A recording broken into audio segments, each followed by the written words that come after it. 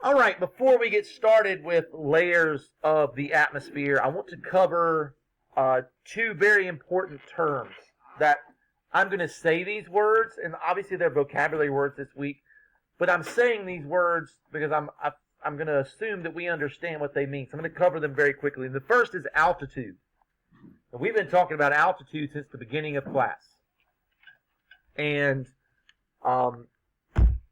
it's something that we've talked about as we move up and off of the Earth, we are increasing in altitude. And the definition is how high something is above the Earth's surface. We're going to classify clouds by altitude. That's a very important factor in how you classify what kind of cloud it is, one of the factors. We're going to talk about the layers of the atmosphere. And the higher we go in altitude, things change. And the layers change. The atmosphere is the atmosphere, but the layers change. And different things happen in each layer of the atmosphere. So we need to talk about that. Atmosphere is all of the air that surrounds the Earth. Now, it'd be awesome if I was like, hey, today, here's your vocabulary word, atmosphere. It's all the air that surrounds the Earth, and we stopped. But there's layers to the atmosphere, and we have to define all of those. We're going to learn all about those today as we move along. You probably shouldn't have to write down altitude. You shouldn't have to write down atmosphere because it's a vocabulary word. But it'll be there for you if you don't happen to know that. Again, the Earth is surrounded by layers of gases. We call that the atmosphere. The atmosphere is very important to life on Earth, and each layer does many things to help protect life and help us survive. Within each layer, because each layer is unique things happen. All of these things work together to keep life functioning here on Earth. All of these things. We're going to start from the outermost layer, as you can see on the slide, the exosphere. We're going to work our way down till we get to the closest layer to the Earth, which is the troposphere.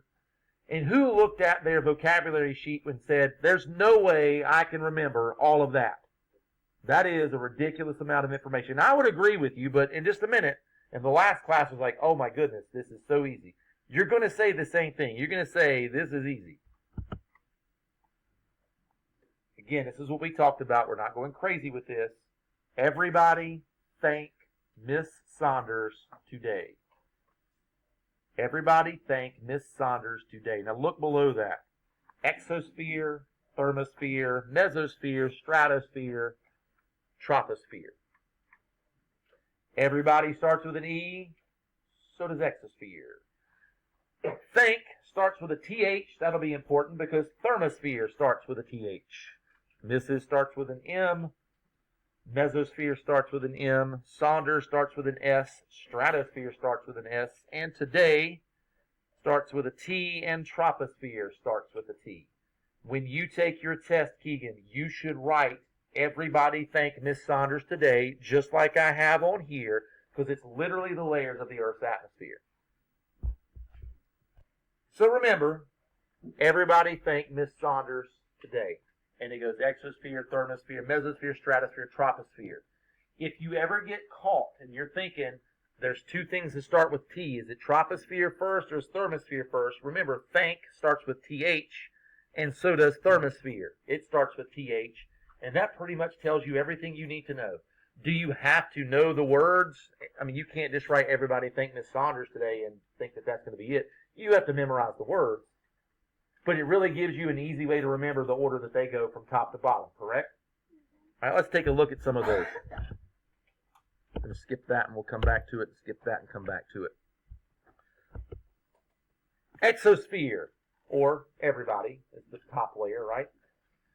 This is the last layer of the atmosphere. Here in a few minutes, you're going to hear somebody say that some scientists don't think that this is an actual layer of the atmosphere. Well, they are wrong. They probably also think Pluto's not a planet, and again, they are wrong in my opinion.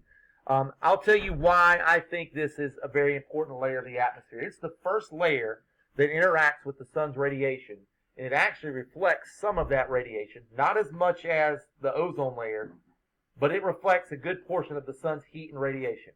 We would overheat. We would have bad UV radiation if it weren't for the exosphere, And for that simple fact, I think it's a very important part of the layers of the atmosphere.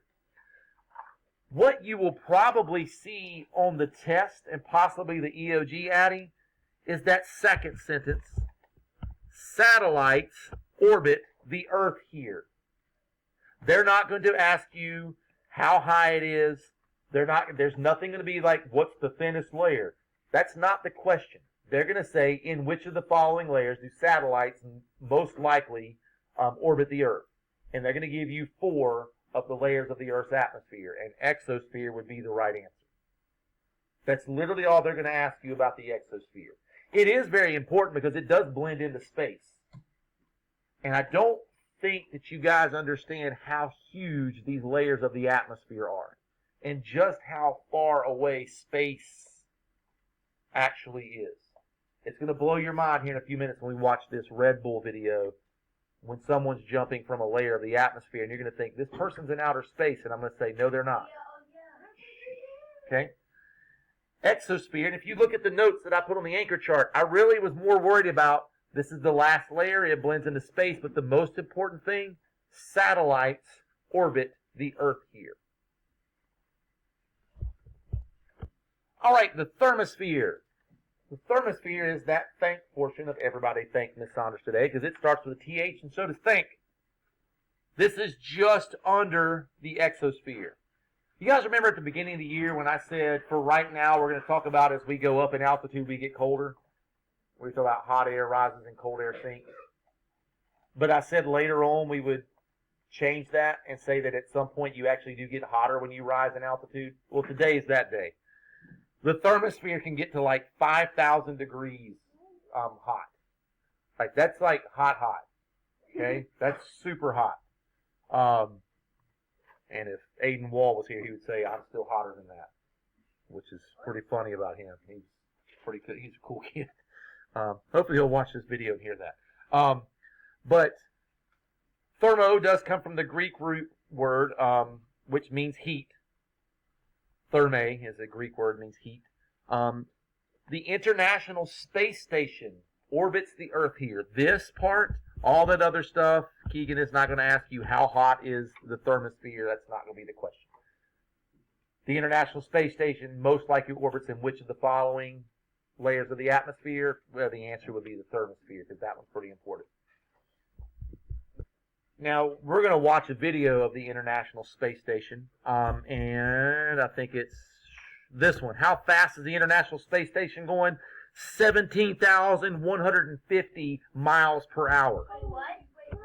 17,150 miles per hour. So if you think, hey, I want to grow up and work on the International Space Station, you better be ready to move it, because 17,150 miles an hour is moving. And we're going to watch a video of that here in just a second, of the International Space Station. Another amazing thing, probably the coolest thing out of everything I'm going to teach today, at least in my opinion, the coolest thing in the thermosphere, because embedded in that is the ionosphere, is the Aurora Borealis, or the Northern Lights. Raise your hand if you've at least heard of or know about. Some of us don't. Well, you've been for a treat today. In this, there's like a collision of particles, and they cause this phenomenon called the Aurora Borealis. Parker, this shows up almost every year. I see it on the EOG like every year, and it's definitely going to be on my test. The Aurora Borealis happens in the thermosphere. Okay? Be sure to understand that one and know that one, because you're really going to need to know that one. All right, so again, repeat that one more time, Emmanuel. Mesosphere starts with an M, mesos starts with an M, and the biggest thing that happens here, the most important thing about the mesosphere is meteors burn up here, and that starts with an M. You can't forget that. It's like 3 M's. You just M's all the way across on your paper. Mesos, mesosphere, meteors. And I'm good. That literally is the biggest and most important thing. No, I'm not going to ask you which is true. It's a negative 140 or negative 180 degrees. Either way, me and Izzy freeze to death if we're in the mesosphere. I don't care if it's 140 or 180, because there was different things that I read on different science articles. 140 and 180, I don't think I could tell much of a difference. Negative 140 and 180. It's cold. I am an icicle. I'm dead. Right? There's Mr. B, frozen in time in the mesosphere until a meteor hits me when it comes through burning up. If we didn't have that happen, we would look like the moon, and that looks like this. Okay? We looked up how big some of the craters are. Some of them are over 1,500 miles wide. Okay? That means our school and every school all the way to the East Coast and everything in all of North Carolina with 1,500 miles. Good grief. Like, that would wipe out a huge thing. Aren't you happy the mesosphere does what it does in burning up meteors? If it didn't, they would crash into Earth. Now, some do every now and then. Most of them, as we'll see in the video, are about this big. By the time they burned up, you could hold it in your hand if you could find one. Maybe we can get one off of Amazon or something. I don't know. And we can all hold a meteorite. Okay? You have a meteorite? Oh, if I can find one, I'll bring it in. But a meteorite. Awesome. There it is. Right? The one that we'll see, the other one we'll see is massive, and it probably did a lot of damage when it hit the Earth, because it's huge. But again, in the mesosphere, meteors burn up. Okay, we've got everybody. We have Think, we had Mrs., now we have Saunders. Saunders starts with an S. Stratosphere starts with an S. I don't care that the stratosphere has an extreme change in temperature from the bottom to the top, from negative 110 to almost freezing at the top. That's not the most important thing. One of the most important things is the ozone layer is here. The ozone layer is located in the lower portion of the stratosphere. You need to write that down. Look at your screen. The ozone layer is located in the stratosphere. Now we have to figure out, what does the ozone layer do? Some of us know that. The ozone layer is a gas in the atmosphere that protects everything on Earth from the harmful ultraviolet, you usually hear it called UV rays, from the sun. Luckily, the exosphere does a little bit of this. The ozone layer does a majority of this, and it blocks those UV rays from reaching us. Not all of them, but a majority of them. Without the layer of ozone, I don't know that much would be alive. It could not take that. When you go to the beach, you still have to put on sunscreen to protect you from UV radiation so you don't get sunburned, right? You don't want that to happen. Luckily, the ozone is there protecting us. Otherwise, I mean, we would have to walk around with, like, just covered in suntan lotion 24/7, which would not be a good thing. Another thing about the stratosphere, remember Saunders, everybody think Miss Saunders, starts with an S, stratosphere starts with an S. Planes like to fly here. If you've ever been on a plane and the plane had a lot of turbulence, where it was like bouncing around a whole lot, not a lot of fun. Okay? I hate planes. Like, when we went on our honeymoon, I cried like a baby and begged my wife to take her sister. I was like, y'all have fun. I did not want to go. I don't like planes at all. I still hate them. I have to take medicine to get on a plane. I just can't stand them. I need to sleep from the minute we take off till we get there. I don't like them. But I really hate it when there's bouncing and turbulence. But they get above the troposphere, which is where we live, and it's a lot more stable air there, and your plane flight is pretty smooth. So planes fly in the stratosphere. Everybody, exosphere. Think, thermosphere, Mrs., mesosphere, Saunders, stratosphere. Today, troposphere. We live in the troposphere. That is important. You do need to write that down. You do not have to know that it covers 30,000 to 50,000 feet high. That's just extra information. You most definitely have to know the bottom part, because what are we studying right now? Weather. This is where most weather happens. When I'm talking rain, sleet, that other S word that better not happen tomorrow night and keep us out of school on Friday, and hail, snow. Not that S word, goobers. Y'all look at me like I'm crazy. Snow. All right, y'all stopped like, what's he talking about? Snow, goobers. What? And that's on video. That's awesome.